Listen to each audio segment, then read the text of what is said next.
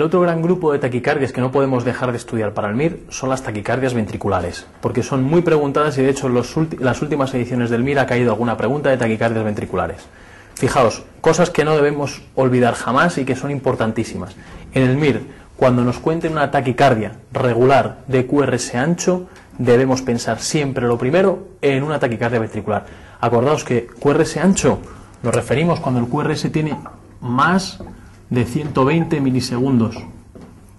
Y fijaos, hay que pensar en taquicardia ventricular, lo primero porque estadísticamente es así.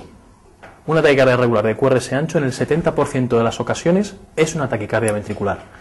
Luego veremos las excepciones, pero ¿cuándo yo tendré la certeza de que esto es una taquicardia ventricular? Y son los datos que yo debo buscar en el MIR. Lo primero, cuando el paciente tenga una cardiopatía de base. Taquicardia de QRS ancho con una cardiopatía de base será una taquicardia ventricular y sobre todo cuando esa cardiopatía sea un infarto crónico. Pensad que un infarto es una cicatriz. Sobre esa cicatriz se hace el circuito de reentrada que provoca la taquicardia ventricular. Cuando me cuenten un paciente con una taquicardia regular de QRS ancho que tenga un infarto previo, será una taquicardia ventricular sin duda. Más cosas, hay datos que nos pueden dar y que sepamos que sea una taquicardia ventricular y son estos tres: capturas, fusiones y disociación auriculoventricular. Acordaos, disociación auriculoventricular era las ondas a cañón irregulares. Tendrá disociación auriculoventricular porque habrá más QRS que ondas P. Me contarán, aparte de que el paciente tiene una taquicardia a 180, me van a decir que el ritmo que gobierna la aurícula es 50 latidos, me dirán P's a 50 y QRS a 170. Disociación provocada por una taquicardia ventricular.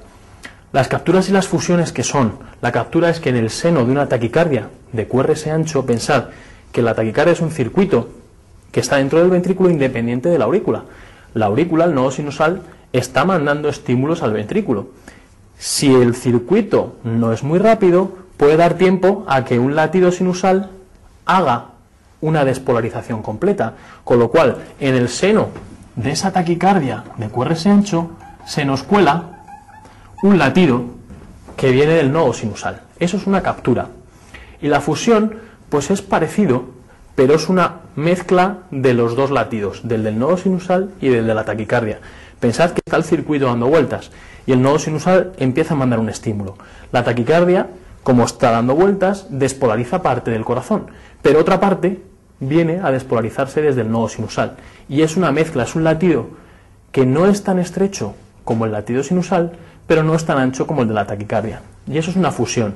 En el MIR nos van a poner un electro para que reconozcáis una captura o una fusión. Os dirán que el paciente tiene capturas o que tiene fusiones. Esto es lo que debemos recordar para el MIR. Taquicardia QRS ancho, pensar en una taquicardia ventricular. Pero no os olvidéis, esto es salvo que yo demuestre lo contrario. ¿Por qué? Pues porque hay taquicardias que no son ventriculares y que son regulares de QRS ancho. Por ejemplo, un paciente que tenga un bloqueo de rama de base, él ya tiene un electrocardiograma con un QRS de más de 120 latidos. Cualquier taquicardia regular que tenga el paciente va a tener siempre un QRS ancho. Imaginaos, pues tiene un flúter auricular, pero con un bloqueo de rama siempre me va a dar un QRS ancho. Una taquicardia auricular con un bloqueo de rama, lo mismo, ¿de acuerdo? Os tienen que dejar muy claro que la taquicardia que tiene el paciente es muy concordante con el bloqueo de rama que tiene previamente.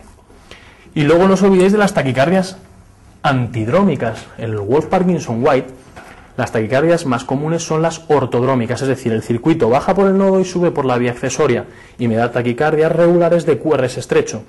Pero si el circuito va al revés, baja el estímulo por la vía accesoria y sube por el nodo, ese estímulo va a entrar por una zona anormal de conducción, con lo cual el QRS va a ser ancho. Y yo tendré una taquicardia regular de QRS ancho, pero que no es una taquicardia ventricular.